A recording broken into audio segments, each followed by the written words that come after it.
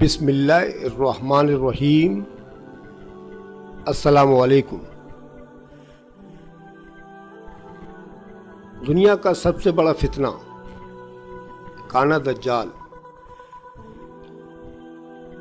ناظرین، آپ جانتے ہیں کہ قیامت کی بڑی نشانیوں میں ایک نشانی دجال کا خروج ہے۔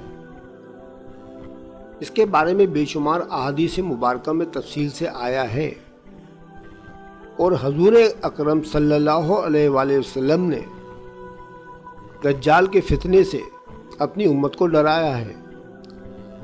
دجال کہاں ہے، اس کا خروج یا ظہور کب ہوگا، اس کا علم صرف اللہ تعالیٰ کو ہے۔ تقریباً سارے انبیاء کرام اپنی امت کو دجال کے فتنے کے بارے میں بتاتے رہے۔ حضور اکرم صلی اللہ علیہ وسلم کے ایک صحابی جن کا نام تمیم داری رضی اللہ تعالیٰ عنہ ہے، انہوں نے دجال سے ملاقات کی۔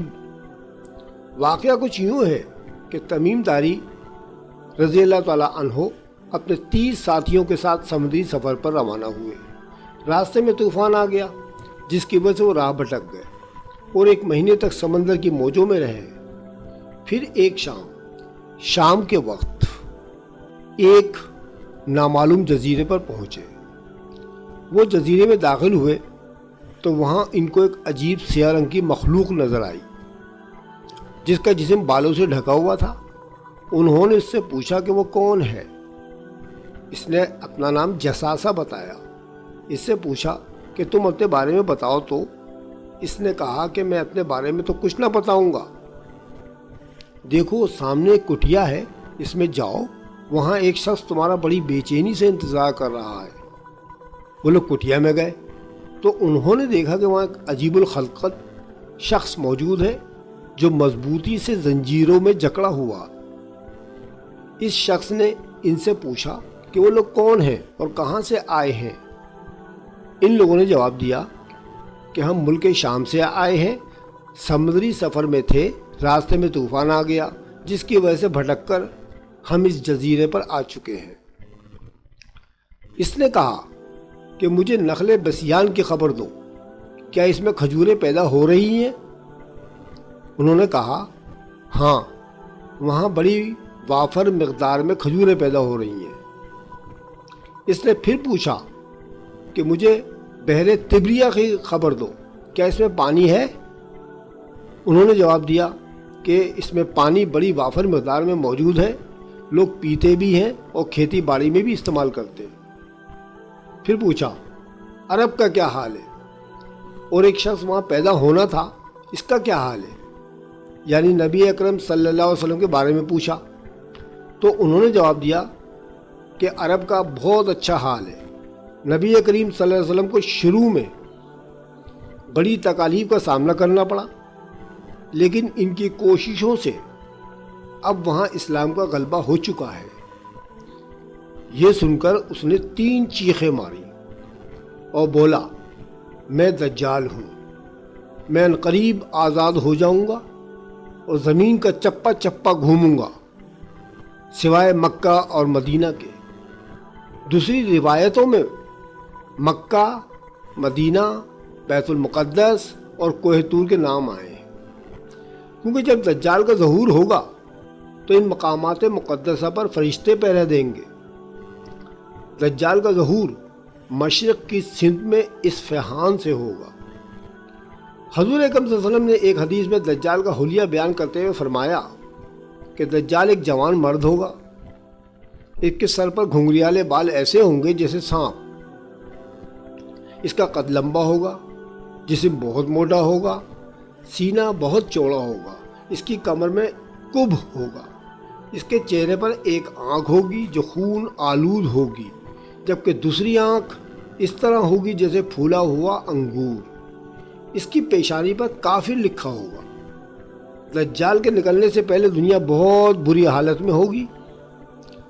اس کے نکلنے سے 3 سال پہلے سے دنیا میں خوش سالی پھیل جائے گی، قحط پڑ جائے گا، لوگ بھوکوں مرنے لگیں گے، علمی اور روحانی طور پر علماء کرام اور دیندار لوگ بہت تھوڑے رہ جائیں گے، دنیا میں کافروں کی تعداد بڑھ جائے گی، جن میں اکثریت یہودیوں کی ہوگی۔ پھر دجال کا ظہور ہوگا جو اپنی گدی پر سوار ہوگا اور اس کے پاس بہت سی مافوق الفطرت شیطانی قوتیں ہوں گی جن کی مدد سے لوگوں کو شعبدے دکھائے گا۔ مثلا وہ زمین کی طرف اشارہ کرے گا تو زمین میں کھیتی نکل آئے گی، وہ آسمان کی طرف اشارہ کرے گا تو آسمان سے بارش ہونے لگے گی۔ اس کے ساتھ دنیا بھر کے خزانے ہوں گے، پیچھے پیچھے روٹیوں کا ڈھیر ہوگا، لوگ اس کے پیچھے پیچھے بھاگیں گے کہ ان کو کھانے کے لیے روٹیاں دے۔ ان لوگوں میں یہودی، کافر اور خاص طور پر عورتیں ہوں گی۔ وہ اپنی خدائی کا دعویٰ کرے گا اور لوگوں سے کہے گا کہ وہ صرف ان لوگوں کو روٹی دے گا جو اس کو خدا کہیں گے۔ کافی لوگ اس کو خدا کہیں گے۔ وہ زمین پر 40 دن رہے گا۔ ان 40 دنوں میں پہلا دن 1 سال کے برابر، دوسرا دن 1 مہینے کے برابر، تیسرا دن 1 ہفتے کے برابر ہوگا، باقی عام دنوں کی طرح ہوں گے۔ ان 40 دنوں میں دجال اپنی گدی پر سوار ہو کر پوری دنیا کا چکر لگائے گا۔ مدینہ منورہ کی سرزمین پر 3 مرتبہ زلزلہ آئے گا۔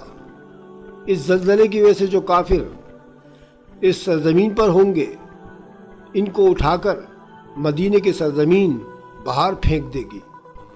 اہل ایمان فتنے سے بچنے کے لیے دخان نامی ایک غار میں پناہ لیں گے۔ دجال ان کا پیچھا کرے گا اور پہاڑ کا گھیراؤ کرے گا۔ تب حضرت عیسیٰ علیہ السلام کو اللہ تعالیٰ نازل کرے گا۔ ان کو دیکھتے ہی دجال اس طرح گھلے گا جس طرح پانی میں نمک گھلتا ہے۔ پھر حضرت عیسیٰ علیہ السلام دجال اور تمام کافروں کو قتل کر ڈالیں گے۔ یہ فتنہ بڑا شدید ہوگا۔ جو شخص بھی سورہ کہف کی ابتدائی 10 آیات یاد کرے گا اللہ تعالیٰ اس کو اس فتنے سے محفوظ رکھے گا۔ اللہ تعالیٰ سے دعا ہے کہ اللہ تعالیٰ ہمیں اس فتنے سے محفوظ رکھے اور تمام لوگوں کو ایمان کے ساتھ اس دنیا سے رخصت کرے۔ آمین ثم آمین۔ اللہ تعالیٰ آپ کا حامی و ناصر ہو۔ خدا حافظ۔